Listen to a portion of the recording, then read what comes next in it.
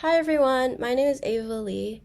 I'm a first year student at King's College London and I'm studying international relations. And I'm originally from Toronto, Canada. And what I'm going to do today is talk about my article for Art for Refugees. I'm going to talk about my inspiration, I'm going to talk about the journalism process, and then I'll delve into my article and the key findings. So I found out about this opportunity through the War Studies Department, which is the department that international relations is under at King's College London. And I thought that this would be a perfect chance to explore a topic in a lot of detail and also put my research and writing skills from secondary school into practice in journalism, which is something that I had never really done at a major scale. I also wanted to work with an organization which worked with students for my first opportunity, because I knew that they would have really good support systems and really good resources for me to write the best article that I could. I specifically chose to look at what was happening in Myanmar because I'm particularly interested in Southeast Asian affairs, because that's where I come from ethnically. And I had heard about the conflict in 2021 when the military retook power in the country in a coup. However, I hadn't heard about anything after that.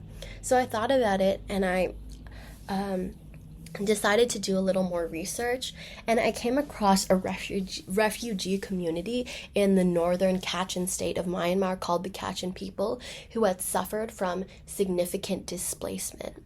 And I stumbled upon this article which revealed the horror stories of gender violence in this community during the conflict, and I was astonished at the fact that these were experiences of women and girls in Myanmar, and media sources weren't talking about it because I knew I had never seen this in the news in Canada and in the United Kingdom. And I knew after that that's what I wanted to explore. So I wrote my article, I created an infographic, and then I also wanted to record this podcast in order to offer another medium for people to absorb my content and really hear about this issue. So now I'm going to speak a little bit about my journalism process. So I looked at a lot of different articles when I was just getting started, and I noticed that most of these articles even when looking really specifically, even when I was explicitly making efforts to try and find articles on Myanmar, most of these articles were not on mainstream media sources, especially Western media, which is the media that I'm the most exposed to every day. I looked at a lot of humanitarian reports, and there were a lot of international organizations like the Human Rights Council and the United Nations and like Myanmar and Southeast Asian rights organizations and women's rights organizations who were calling for action in Myanmar, yet they would release reports, and these reports would give a lot of information, yet there were no just basic media sources on what was happening in Myanmar. I specifically looked at the Human Rights Council report, and I found that to be really interesting, and that was the report that I talked about, which detailed incidences from 65 interviews with survivors and families of survivors and experts on gender-based violence in the Kachin state. And I also found that it was really interesting to bring all these ideas together when writing my article. So to take stuff from different articles and reports and make all the different connections and form it into one storyline so I could write my article and make that storyline understandable for my viewers. So I think it was a really interesting process, and I had never really done anything like this before, and it was really cool, and I definitely learned a lot. So now I'm going to talk about my findings. So I specifically looked at gender violence at the hands of the Tatmadaw in the Kachin state of Myanmar. So the Kachin state is this state in northern Myanmar, home to the Kachin peoples, which is a religious and ethnic minority group. They practice Christianity, and they mainly reside in Myanmar, but there's also groups in China and India. So Myanmar, also known as Burma, first gained independence in 1948 from Britain, And this country struggled significantly with ethnic conflicts, corruption, instability, economic challenges. And there was basically a democratically elected government in Myanmar, yet the government was completely unstable. So what they would often do is hand the power to the military to help fix the situation. And this first happened in 1958 when the elected party handed power over to the military, and then 2 years later the military handed the power back. Yet that wasn't the end of it. The military then engaged in a coup and took the power back 22 years later. And this is the Burmese army, which has been, also known as the Tatmadaw, which has been inflicting significant gender violence since their establishment. And they have found a lot of backlash by the KIO, which is the Kachin Independence Organization, which was formed with the goal to advance the rights of the Kachin people. And they have an armed branch called the Kachin Independence Army, which often pursues guerrilla warfare with the Burmese army. And they would fight with each other. There was fighting disputes, mainly in the form of guerrilla warfare, until 1994 when peace negotiations began. And then there was a ceasefire in 1994, which marked a halt to fighting. Yet the ceasefire did not end up lasting, and in 2011, after negotiations over the Kachin people's autonomy stalled, the Tatmadaw launched another offensive, and people began to fight again. And there have been numerous attempts for ceasefires. For example, in 2013, there was a bilateral ceasefire agreement which put a slowdown to the fighting. However, the fighting has not completely stopped, and obviously the two groups are still in an ongoing dispute with each other. So since 2011, when the conflict gained traction again, the fighting has led to the significant placement of the Kachin peoples in northern Myanmar. Their land, their forests have been completely destroyed by fires and by fighting, and most of these people have been forced into IDPs, which are internally displaced persons camps.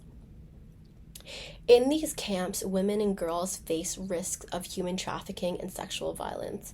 And additionally, there's this widespread drug use by displaced men in IDPs, and this has led to a significant increase in domestic violence.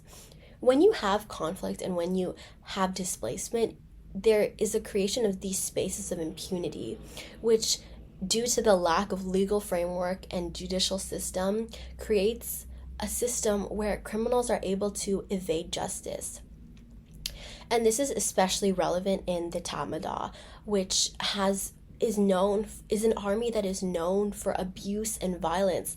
This army has a culture of tolerance toward humiliation and an infliction of severe and mental pain. And the Office of High Commission of Human Rights reported that the military operations against ethnic groups in Myanmar often employ large-scale brutality and sexual violence as a strategy to intimidate, to terrorize, and to punish the civilian population. They dehumanize gender, ethnicity, and religious identity of minority groups across Myanmar as a tactic for domination. And these clearance operations often by the Tatmadaw often involve the use of rape and violence as a tactic of war. There's one notorious case in 2011 where a 28-year-old mother was kidnapped by the Burmese army, and she was from her home in the Kachin state, and her location is still unknown. And this is just one of thousands of stories of different women who have suffered abuse at the hands of the Tatmadaw.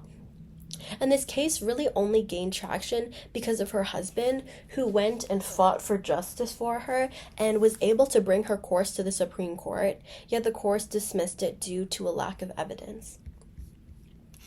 In the 2019 report by the Human Rights Council, which I talked about earlier, which looks at interviews, 65 different interviews, detailing their experiences since 2011, these horrors that survivors face at the hands of the Tatmadaw and survivors and victims face come to light. And these stories are way too graphic for this blog to talk about, but you can look at them. But these young girls were subjected to gang rapes, forced labor, kept as sexual slaves, and it is genuinely heartbreaking to hear these stories and hear that this is an experience that people face in Myanmar.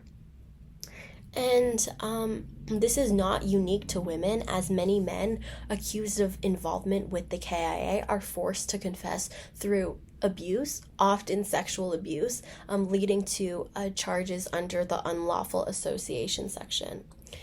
Additionally, there are significant barriers to reporting and punishing sexual violence. First of all, there are minimal consequences for the Tatmadaw regarding rape and violence. The leaders don't punish rape related to military activity, and soldiers are protected under Article 381. And in one case, there's a situation where a survivor went to the soldiers and reported the fact that a rape happened, and the Tatmadaw leadership visited the survivor's home and abused the relatives while confiscating property to punish that survivor for reporting rape. Additionally, in communities, there is a pattern of victim blaming. When a rape is reported in northern Myanmar, it's often publicized, and victims have to struggle with the humiliation of being pointed at and everyone knowing that they were raped. And this makes it really difficult and makes many survivors fearful of reporting sexual violence in Myanmar. And women's organizations are much more reliable and are able to offer treatment after incidences, which is rare due to a lack of basic health care. Yet these organizations are really hard to access and are not everywhere. So now I'm going to look at 3 different groups which must work to address the human rights violations in Myanmar. First, the international community. So obviously many of the Tatmadaw's violence is a violation of international human rights law and an example of committed war crimes. And the international community must make explicit efforts to address this issue, and that could include recommending a criminal tribunal to the International Criminal Court, or to pressure the government of Myanmar to change by releasing official statements. So governments around the world must call out the government in Myanmar to address this issue and to not only reduce conflict, but ensure that conflict doesn't impact civilians and that war crimes are not committed in this conflict. Additionally, the government of Myanmar has to make significant progress. They need to ensure that basic healthcare and basic education is given to ethnic groups like the Kachin community. And they also need to make explicit efforts to try and eliminate the culture of rape by denouncing rape and sexual violence to soldiers and ensuring that there is a judicial framework for civilians to report incidences of rape so soldiers can be punished and action can be taken. And there's also a need for humanitarian aid, and that's the last group. So the UN and the Human Rights Council needs to be able to come into these IDP camps, into areas in Myanmar, and allow these people to access basic medical services. And the government has to ensure that international organizations have access to these IDP camps in order to provide humanitarian aid. And this includes sexual health and psychological support, especially for survivors of gender-based violence. So thank you for listening to me today. I hope you learned about Myanmar, and I hope that you'll keep an eye out in your media sources for what's happening in Myanmar, because it's a tragic situation and it is an ongoing conflict that continues to evolve today, and there needs to be something to help the people who are suffering in the country. And I hope that my article provided a little more insight into the issue and offered a different perspective on a specific aspect of Myanmar. And thank you so much for listening, and I hope you have a good week.